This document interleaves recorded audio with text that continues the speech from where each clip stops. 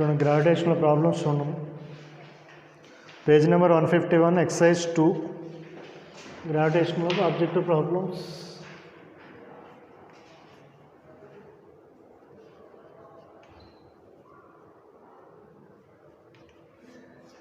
Page 151 చూడండి. First problem చూడండి. The earth shrinks such that density becomes 8 times to the present value, then new duration of the day. Earth shrink అవుతుందంటే, earth స్ట్రింక్ అవ్వడం అంటే ఏంటి తెలుసుగా? స్ట్రింక్ అవ్వడం అంటే దాని సైజ్ తగ్గిపోవడం. సైజ్ తగ్గిపోతుందంటే సైజ్ తగ్గుతూ ఉన్నప్పుడు దానికి density becomes 8 times the present value. Initial density ρ1 అనుకున్నాం అనుకో, సెకండ్ కేసులో density becomes 8 times the present value. Then new duration of the day. New duration of the day. Duration of the day అంటే జనరల్గా duration of the day ఎంత? 24 hours కదా. దాని so earth స్ట్రింక్ అయితే duration of the day అనుకోమన్నాడు. ఇక్కడ నీకు mass change అవుతుందని ఏమీ లేదు కదా. మాస్ ఏం మారట్లేదు ఇక్కడ. మాస్ మారట్లేదు కాబట్టి మాస్ కాన్స్టెంట్. ఇనీషియల్ కేసులో ఎంత మాస్ అయితే ఉంటుందో సెకండ్ టైం కూడా అంతేగా ఉంటుంది. Mass equal to n volume into density. v1 ρ1 equal to v2 ρ2. Volume అంటే formula 4/3 πr³ ρ1 is equal to 4/3 πr2³ ρ2. 4/3 π 4/3 π cancel అవుతుంది. r1³ into ρ1 is equal to r2³ into ρ2 అంటే ఎంత? 8 ρ1. సో దీని నుంచి r1 ఎంత అవుతుంది? దీన్ని 2³ అని రాయొచ్చు కదా. దీన్ని 2³ రాస్తే 2r2నేగా వచ్చేది. దాని r1 ఈక్వల్ టు 2r2 వస్తుంది. నీకు నెక్స్ట్ అది యాంగులర్ మొమెంటం కాన్స్టెంట్ అనేది ఉండేది. ఇక్కడ యాంగులర్ మొమెంటం కాన్స్టెంట్, ఎటువంటి టార్క్ ఏమి యాక్ట్ అవ్వలేదు. ఎర్త్ రొటేట్ అవ్వాలంటే నువ్వు టార్క్ ఏమి అప్లై చేయవసరం, ఆల్రెడీ రొటేట్ అవుతానే ఉంటుంది. ఎక్స్టర్నల్గా టార్క్ ఏం లేదు కాబట్టి angular momentum constant. So angular మొమెంటంకి formula i⍵. i1 ω1 equal to i2 ω2. ఇక్కడ చూడండి i1 i2 అంటే మొమెంట్ ఆఫ్ ఇనర్షియా. ఈ ఫార్ములాస్ మీకు సిస్టమ్ ఆఫ్ పార్టికల్స్లో వస్తాయి. సో ఎర్త్ రొటేట్ అయ్యేటప్పుడు యాక్సిస్ ఆఫ్ రొటేషన్ ఇది అనుకుంటే, ఎర్త్ అంటే సాలిడ్ స్పియరే కదా. సో సాలిడ్ స్పియర్ ఇట్లా రొటేట్ అయ్యేటప్పుడు, ఈ యాక్సిస్ గుండా రొటేట్ అయ్యేటప్పుడు మొమెంట్ ఆఫ్ ఇనర్షియాకి ఫార్ములా ఉంటుంది 2/5 mr² అని. 2/5 mr². సో ఇక్కడ ఎర్త్ కూడా సాలిడ్ స్పియర్ లాంటిదే కాబట్టి ఎన్ రాయొచ్చు. మొమెంట్ ఆఫ్ ఇనర్షియా ఎన్ని వస్తా? i1 అంటే ఎన్ని వస్తా? 2/5. మాస్ కాన్స్టెంట్గానే ఉంటుంది. r1² into ω1. ఒమేగా అంటే మళ్ళీ ఎన్ని రాసుకోవచ్చు? డైరెక్ట్ రాసుకుని ఒమేగా అంటే ఎన్ని రాయొచ్చు? 2π/t1 అని రాయొచ్చు. i2 అంటే 2/5 into mass constant radius r2² into ω2 అంటే 2π/t2. 2/5m 2π క్యాన్సిల్ అయితే చూడండి. r1² అంటే 24 hours. r2 అంటే ఎన్ని రాయొచ్చు? r1 అంటే ఇక్కడ నీకు 2r2 కదా. సో r1 అంటే 2r2 కదా. డైరెక్ట్ సబ్స్టిట్యూట్ చేసాం అనుకో, r1 ప్లేస్లో 2r2 సబ్స్టిట్యూట్ చేస్తే ఎంత వస్తుంది? 4r2² is equal to r2²/t2. ఇంకా t2 ఈక్వల్ టు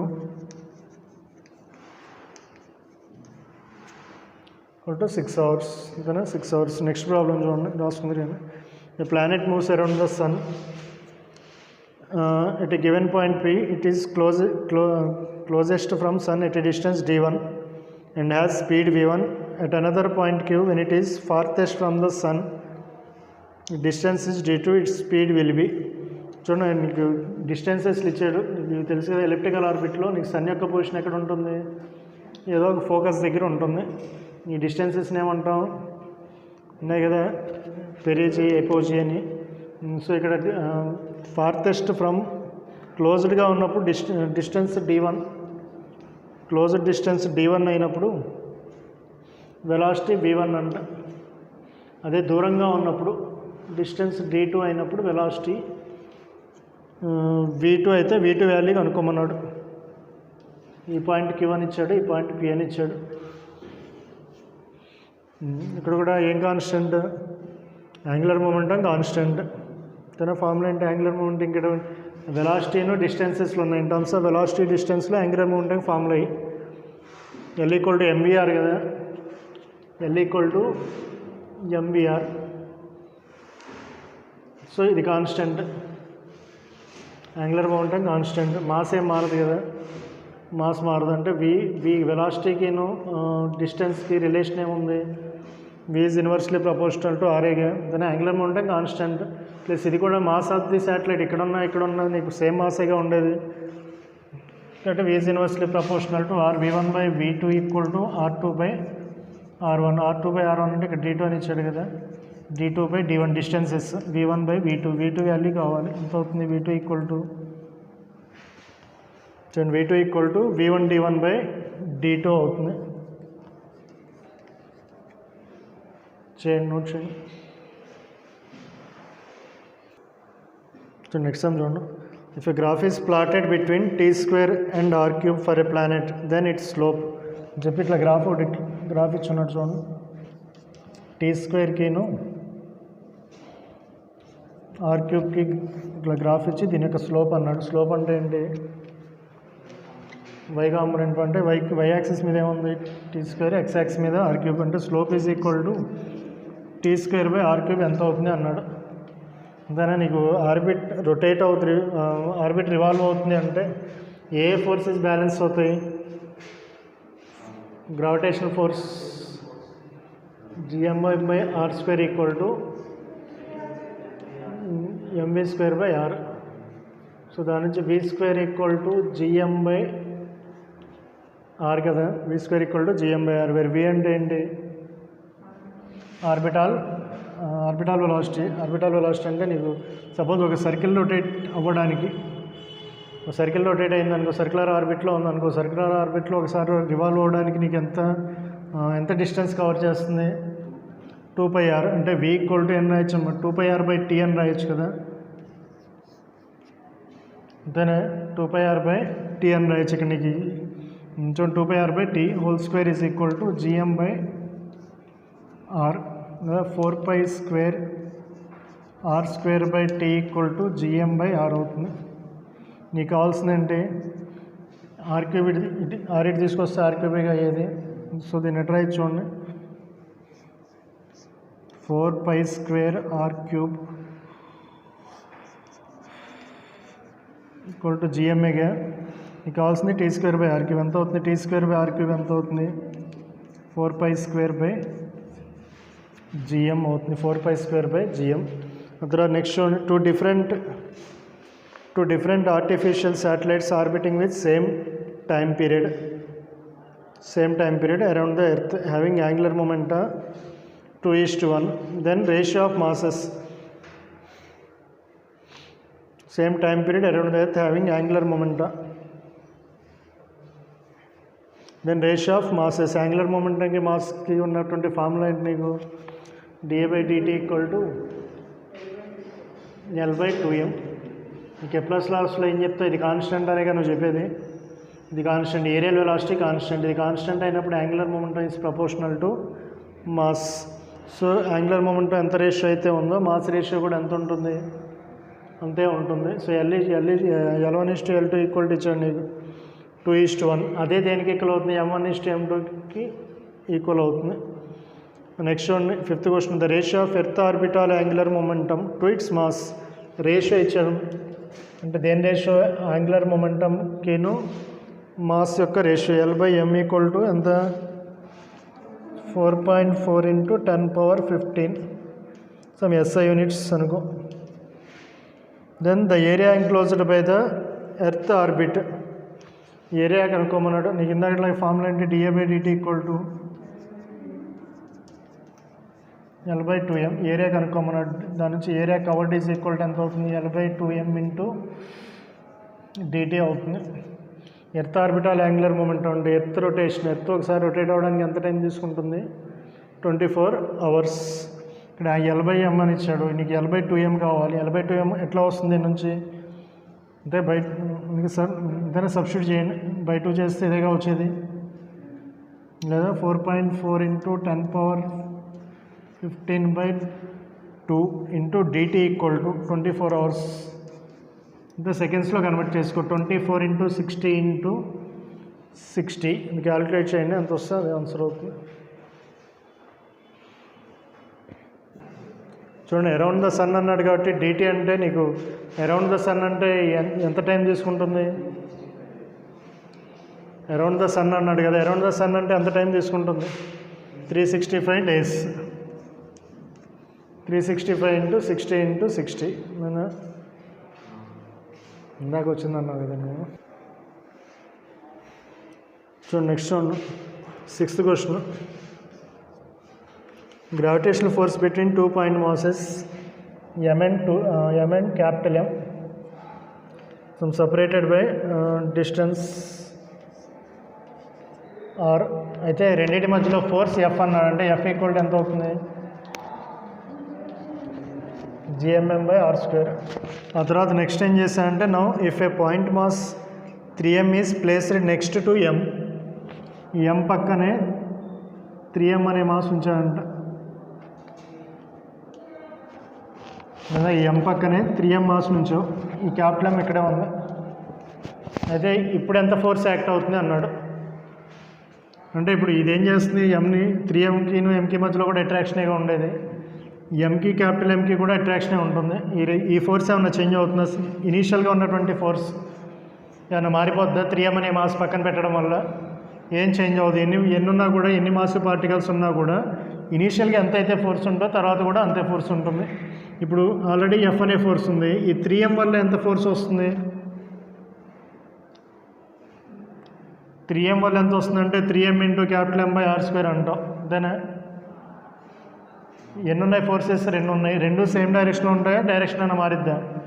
ఇప్పుడు ఇదేం చేస్తుంది? దీన్ని అట్రాక్షన్గా చేసేది అంటే ఫోర్స్ ఇటు ఉంటుంది. ఎంకిను క్యాపిటల్ ఎంకి మధ్యలో ఫోర్స్ కూడా ఇటే ఉంటుంది. అంటే రెండింటిని యాడ్ చేస్తే వస్తుంది. లేదా డైరెక్ట్గా ఏం చేయొచ్చు అంటే రెండింటిని పక్క పక్కనే ఉంచాం. 3m + m ఎంత? 4m. ఇప్పుడు 4mకిను క్యాపిటల్ ఎంకి మధ్యలో డిస్టెన్స్ RA ఉంటే new force F' = G into M into 4m into 4m/r² అంటే అంత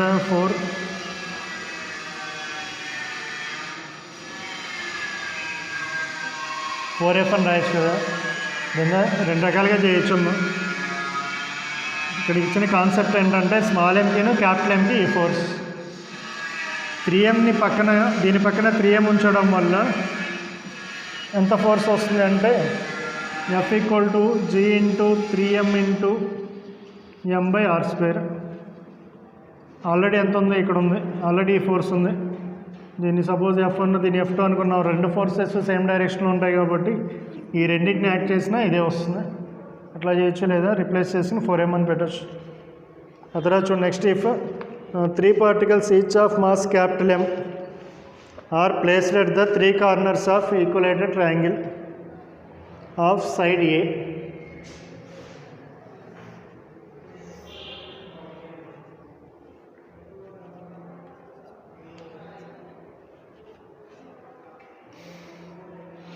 the force exerted by the system on another particle of mass M placed, first point ఇచ్చాడు చూడండి. First ఎక్కడ place చేసా?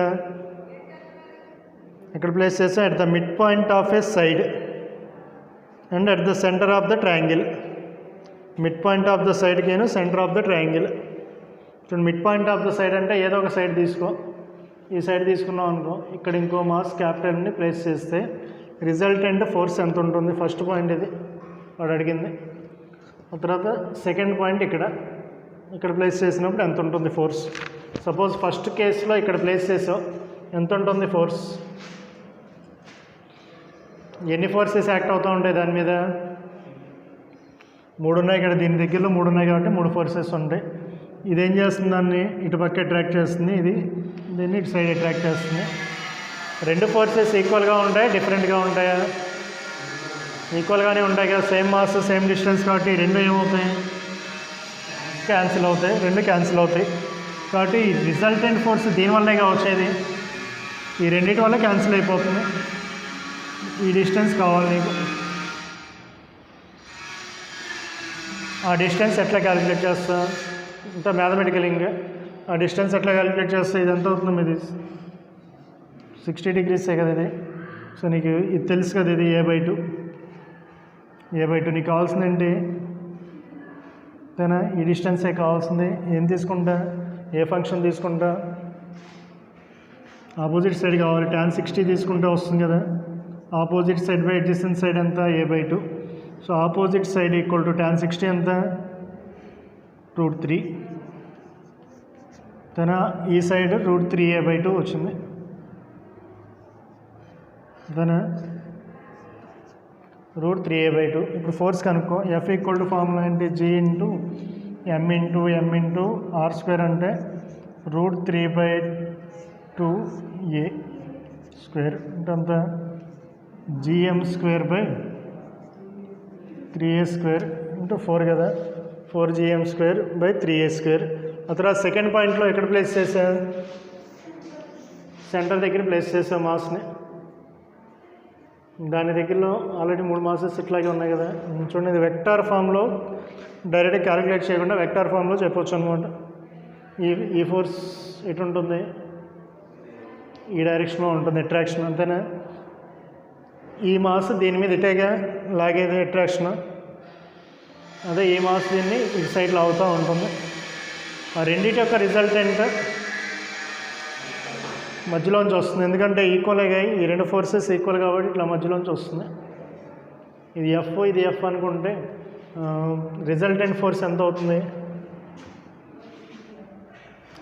Resultant force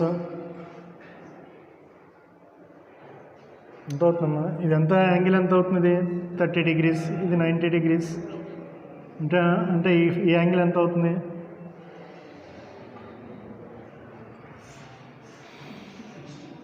కదా 60. Same ఇది కూడా 60 అయ్యేది. సో అంటే రెండు ఫోర్సెస్కి మధ్యలో యాంగిల్ ఎంత ఉంది, F1 equal to F2 equal to F θ equal to ఎంత, 120 degrees అయినప్పుడు రిజల్టెంట్ ఫోర్స్ ప్యారలోగ్రామ్లో నుంచి నువ్వు క్యాలిక్యులేట్ చేస్తే F² + F² + 2F² cos 120 value ఎంత, మైనస్ అంటే నీ మిగిలేది ఎంత, ఎఫ్ఐగా మిగిలేది, -1/2 అంటే ఇదంతా క్యాన్సిల్ అయిపోతుంది కదా, ఎఫ్ మిగులుతుంది. సో ఎఫ్ అంటే ఈ డిస్టెన్సేగా, ఎఫ్ ఈక్వల్ టు GMM/, ఈ డిస్టెన్సేగా వచ్చేది. ఆ తర్వాత నెక్స్ట్ ఈ ఫోర్స్ ఒకటి ఉంది నీకు ఈ రెండింటి మధ్యలో, ఈ డిస్టెన్స్ ఎంత అయితే ఉందో ఇది కూడా అదే డిస్టెన్స్, అటు ఇది ఆర్ అయితే ఇది కూడా ఆరే కదా అయ్యేది. సో ఇప్పుడు ఈ రెండింటి మధ్యలో ఫోర్స్ అంటే నీకు ఎఫ్ఐగా రాసుకునేది అదవుతుంది. సేమ్ మాసెస్ రిజల్టెంట్ క్యాలిక్యులేట్ చేస్తే ఎంత వచ్చింది నీకు, ఎఫ్ వచ్చింది. వేరే ఎఫ్ అంటే G ఇంటూ GM²/R² కదా. సేమ్ ఈ ఫోర్స్ క్యాలిక్యులేట్ చేసామనుకో, ఇది కూడా ఎంత వస్తుంది నీకు, GM²/R² వస్తుంది. ఈ పాయింట్ వల్ల వచ్చే ఫోర్స్ అది ఏ డైరెక్షన్లో ఉంటుంది, ఇటువైపు ఉంటుంది. ఈ ఫోర్స్ ఎటు ఉంది, డౌన్వర్డ్ డైరెక్షన్లో ఉంది. సో రెండు ఫోర్సెస్ దానికొకటి ఆపోజిట్ డైరెక్షన్లో ఉన్నాయి, ప్లస్ ఈక్వల్ అండ్ ఆపోజిట్ డైరెక్షన్లో ఉంటే నెట్ ఫోర్స్ ఏమవుతుంది, 0 అవుతుంది. ఇక్కడ నీకు క్యాలిక్యులేషన్ ఏం లేదు, నీకు వెక్టార్స్ నీకు గుర్తుండుంటే డైరెక్ట్గా డయాగ్రామ్ ద్వారా చూపిస్తున్నాం. డైరెక్ట్గా డయాగ్రామ్ అర్థం చేసుకుంటే వస్తుంది.